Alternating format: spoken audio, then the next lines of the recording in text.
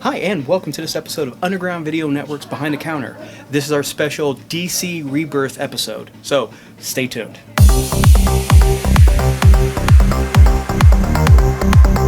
Hi, and welcome to this episode of Underground Video Network's Behind the Counter. We're your host. I'm Michael Boroff. I'm Richard Carradine. We're going to be talking about DC Rebirth, one of the big, yet again, events that that's come across in 2016. But this one, you know what's different about this one? It's lived up to the hype. It's good. It's really good. Here's an example. I normally get my comic books. I don't get them on Wednesday on New Comic Book Day. I get mine on Friday. I get paid on Friday. I get my books on Friday. But when I started to hear about things that were already coming to fruition from Rebirth, it was all over the internet. It was all over I was like, I can't wait. I really did. I got off work. I went straight to the comic book store. I picked up the book. I went straight home and I read it, and I'm so glad I did. Richard, what was your... It was really good. It brought back elements of pre-crisis, Yes. And I've always wanted to do that. I wasn't really happy with 52. I was always not happy with it from the beginning. Watched the old episodes. I was never really there. Mike liked them, but it I liked them for what they were. At the time, I had the feeling that this was it. So right. it was. I don't want to say make the best of a bad situation because it was a great situation, but this is what it was. I like the new 52, but I gotta say, like you said, seeing elements of our DC universe folded brilliantly into the new 52 was a very amazing read. Oh, definitely. Jeff Job really does a great job. I mean, he brought the Rebirths before, and it was really cool. I actually went back and I found the flashes and stuff, because I've been bagging stuff from 2008, 2009, and I found all those original Rebirths. So it was really cool at the same time, and this came out, so it was really good. I did. Spoilers. Hey, Internet, here's an idea. If you're going to talk about stuff, spoilers. Plenty enough time has passed, but I was very impressed with Rebirth. Just seeing Wally and Barry, that one page, like when they're like the heartstrings. It really did. I'm a jaded, cynical comic book reader, but for one page to see the tear in Barry's eye, I was just like, oh, I'm in. I am so in. Yeah, like I said, it's bringing these old elements back. Yes. And I think that's what they need. They need to bring hope, Yes. They need to bring the light back, Yes. I think DC was just getting too dark. I really did, and that's what I never liked. I don't like my superheroes dark and gritty. I rather have them superhero-ish. Yeah, that's why I read them. That's, I did. I like that they're still using elements in the New 52 because there was a lot about the New 52 that was, and will still be good. So it's one of the big misconceptions when Rebirth was announced was, we're getting rid of the New 52. Oh, yeah. No. We're taking what you liked about this and what you liked about that, and we're giving you both of them, and it was... I hope it works. So I hope they can run with it and just calibrate it all together. Yeah. That's the only thing I can hope. I hope they can actually pull this off. And so far, we've seen number one issues of Rebirth: Batman, Superman, Green Arrow. Richard, am I missing any? That's all. There's 4 of them. Yeah.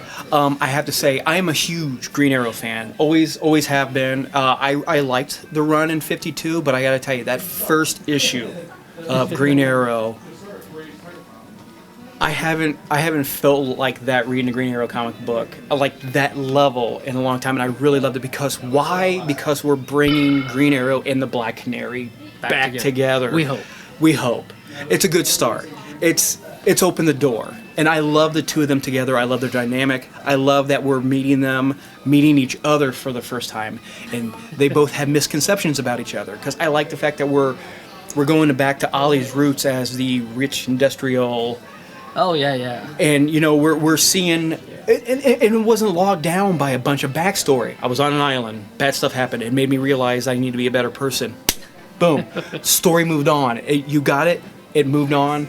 And it was very good. I loved seeing the two of them together. And the Superman. Oh, my God. I mean, it was a great way to bring... Because, we already saw the original Superman get thrusted back in time. And then we have this part. And I just think it's a great merger, So do I. And, I know you was a little upset with the Superman the 52 actually dying. Yeah.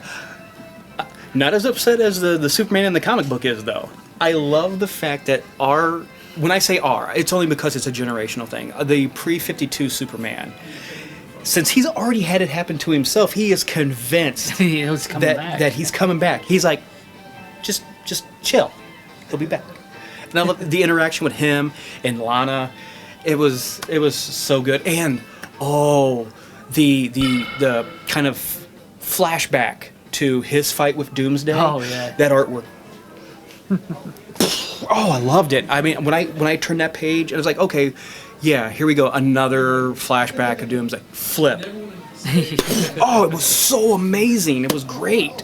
Batman was fantastic. Yeah. It was great seeing Batman getting back, And then right straight out of Rebirth, the one shot, the 3 Jokers. Yeah. This is crazy. This is going in a whole nother direction that's Yes. never been seen. So Which is the only thing, if I was Batman, I'd be really mad about, because he wanted to know who Joker was, and the Mobius chair just said there's 3 of them. And it's like, okay, huh? what's their names? I asked you a question. Who's the Joker? There's 3 of them. Okay. So no, we get to find out too, and I think one of the biggest surprises from Rebirth is the introduction of a certain completely different comic book universe. Could have interfered with all this and maybe the Yes. catalyst to this.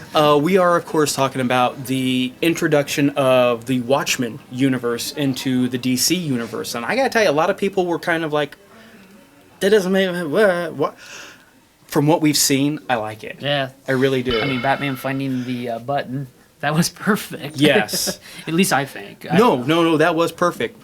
Especially, because it wasn't just completely random. Earlier when, Wally kind of phased into the universe, you saw, things exploding, and, you saw, that was the other great thing about Rebirth. If you get a chance to reread it. Yeah, definitely. Catch everything. Yes, and I mean this in a positive way. It's like one of those great movies where you're watching it and you're so enamored with the big picture that when you go back the second time and watch it, you're like, oh, look at that down there. Should I say Justice Society of America? Go right ahead. Yes. That part with, reintroducing that they're still there. Yeah. They're there somewhere. So hopefully there'll be a whole series. I know they are going to relaunch that sometime. Mm-hmm. So I have to say, I really am. I know we've given comic book companies across the board, the mega events and crisis. This one has really paid off. This run has creep back to 86. Yes. I mean, the original Crisis. You have the original Crisis, then you have this in my mind. Anything else, Yes, it really has. It has really gotten me excited about picking up these books again. And that's what they want. They want you to pick up Yes. the books. That's why it is. DC wants new readers, old readers, every reader. Yeah.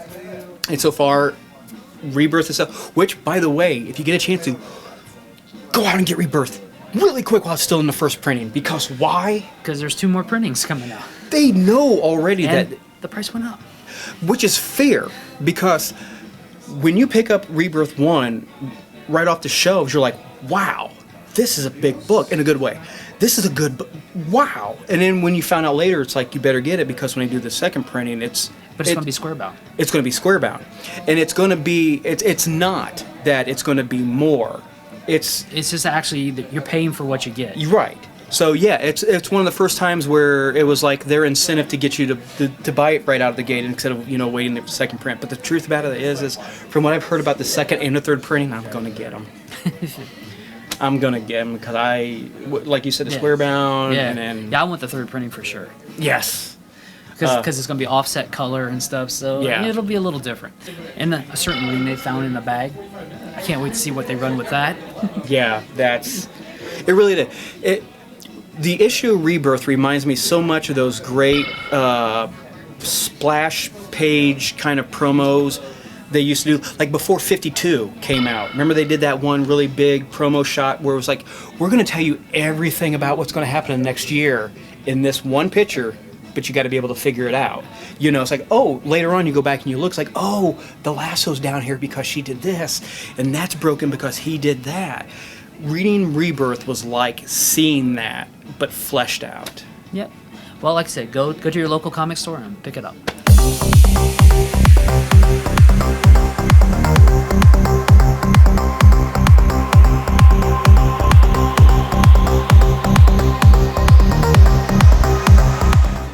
I been buying Marvel for a long time, so chances are I was going to buy them anyways. But now I'm just like, bring on more Rebirth.